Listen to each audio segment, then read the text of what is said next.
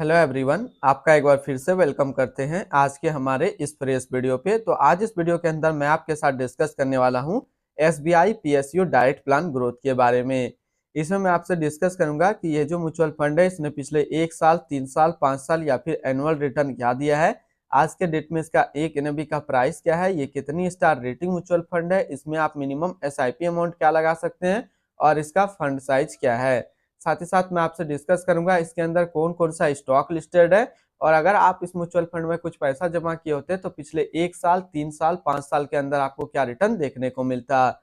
और लास्ट में मैं आपसे डिस्कस करूंगा कि क्या हमें SBI PSU direct plan growth के अंदर इन्वेस्टमेंट करना चाहिए या फिर नहीं करना चाहिए। अगर आपने अपना पैसा ऑलरेडी इन्वेस्ट किया है तो क्या आप अपना एसआईपी या फिर लमसम को कंटिन्यू रखेंगे या फिर इससे अपना पैसा निकाल लेंगे। तो सबसे पहले बात करते हैं SBI PSU direct plan growth. ये एक इक्विटी म्यूचुअल फंड है जो कि सिलेक्ट्रिकल या फिर थीमेटिक कैटेगरी के अंदर आता है और ये काफी हाई रिस्क म्यूचुअल फंड है। इसने जो पिछले 1 साल में रिटर्न दिया वो 103.85% का रिटर्न है। 3 साल के रिटर्न के ऊपर बात करते हैं तो 3 साल में 39.57% का रिटर्न है। 5 साल के रिटर्न के ऊपर बात करते हैं तो 5 साल में 26.79% का रिटर्न है। और अगर एनुअल रिटर्न इनका देखें तो एनुअल रिटर्न है 13.49% का। अब हम लोग एनएबी के ऊपर बात करते हैं तो आज के डेट में इसका एक एनएबी का प्राइस है 35 रुपये 99 पैसा। रेटिंग की बात करते हैं तो इसको किसी प्रकार का रेटिंग नहीं मिला हुआ है।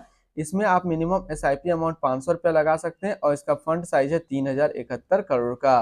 अब बात करते हैं अगर आप इस म्यूचुअल फंड में कुछ पैसा जमा किए होते तो आपको क्या रिटर्न देखने को मिलता। इससे पहले अगर आपने अभी तक आप स्टॉक पे अपना अकाउंट ओपन नहीं किया और करना चाहते हैं तो इस वीडियो के डिस्क्रिप्शन में मैंने अपना रेफरल लिंक दिया है। अगर आप मेरे रेफरल लिंक से ज्वाइन करेंगे तो कुछ रिवार्ड्स आपको देखने को मिलेगा और आपको अकाउंट ओपनिंग या फिर अकाउंट मेंटेनेंस का कोई भी चार्ज नहीं लगेगा।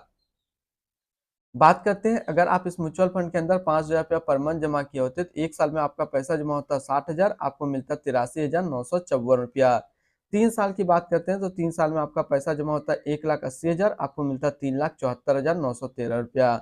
5 साल की बात करते हैं तो 5 साल में आपका पैसा जमा होता 3 लाख, आपको मिलता 8,14,260 रुपया। अब अगर बात करते हैं इस म्यूचुअल फंड के अंदर आप एक बार में 1 लाख रुपये का लमसम किए होते तो 1 साल में आपका 1 लाख रुपया 2,03,850 रुपया होता। 3 साल में आपका 1 लाख रुपया 2,71,879 रुपया होता और 5 साल में आपका 1 लाख रुपया 3,27,661 रुपया होता। होल्डिंग की बात करते हैं तो इसके अंदर जो टोटल स्टॉक लिस्टेड है वो टोटल 28 स्टॉक लिस्टेड है। अगर हम इसमें टॉप 10 स्टॉक और उसके सेक्टर वाइज देखते हैं तो पहला नाम आता है state bank of India financial, power grid corporation of India limited energy, NTPC limited energy, call India limited energy, housing and urban development corporation limited financial, REC limited financial, Hindustan copper limited metal and mining, steel authority of India limited metal and mining, Hindustan petroleum corporation limited energy, Hindustan aeronautic limited capital goods के अंदर है। अगर इसकी holding analysis को देखें तो equity पे है 79.9 और कैश पे है 10.1%। अब इस इक्विटी को अगर सेक्टर वाइज देखते हैं तो एनर्जी पे है 34.5, financial 28.6, metal and mining 14.5, capital goods 10.2, other 7 और कंस्ट्रक्शन पे है 5.2%। इसके एडवांस रेशियो को देखते हैं तो इसका प्राइस टू अर्निंग रेशियो 12.42 और पीवी रेशियो 2.11। अगर आप इस म्यूचुअल फंड के अंदर अपना पैसा इन्वेस्ट करना चाहते हैं तो मिनिमम लमसम आपको 5,000 रुपया का करना होगा और अगर आप एसआईपी करते हैं तो मिनिमम एसआईपी आपको 500 रुपया का करना होगा। अब हम लोग रिटर्न एंड रैंकिंग के ऊपर बात करते हैं तो एसबीआई पीएसयू फंड का जो फंड रिटर्न है 1 साल में 103.8, 3 साल में 39.6, 5 साल में 26.8 और एनुअल है 13.5 का।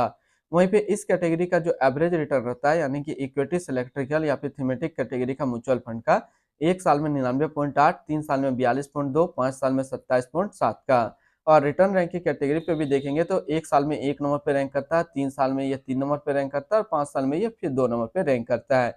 अगर आपने इसके अंदर अपना इन्वेस्टमेंट किए हुए हैं तो फिर आप अपना एसआईपी या फिर लमसम को कंटिन्यू रखेंगे, इसको ब्रेक करने की कोशिश नहीं कीजिएगा। अगर आप एक फ्रेश बाय करने के लिए सोच रहे हैं तो आप आंख बंद करके आप इस म्यूचुअल फंड को बाय कर सकते हैं। इनकी एक्सपेंस रेशियो को देखें तो इनका जो एक्सपेंस रेशियो है वो है 0.81% का।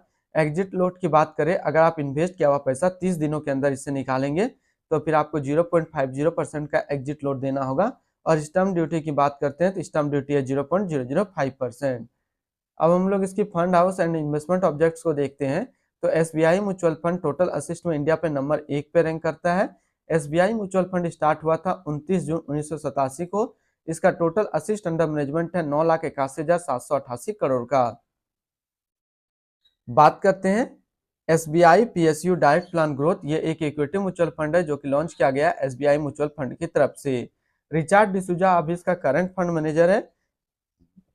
इस फंड का करंटली असिस्ट अंडर मैनेजमेंट है 9,81,788 करोड़ का और लेटेस्ट ने भी है 35 रुपया 99 पैसा। बात करते हैं SBI PSU direct plan growth. ये एक काफी हाई रिस्क म्यूचुअल फंड है। इसमें मिनिमम SIP अमाउंट 500 रुपये का सेट किया गया है और मिनिमम लमसम 5,000 रुपये का सेट किया गया है।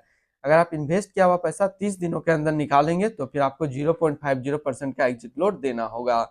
तो आज इस वीडियो के अंदर मैंने आपके साथ डिस्कस किया SBI PSU फंड के बारे में। फिर मिलते हैं हम लोग नेक्स्ट को इस तरीके का वीडियो की अच्छी जानकारी को लेकर के।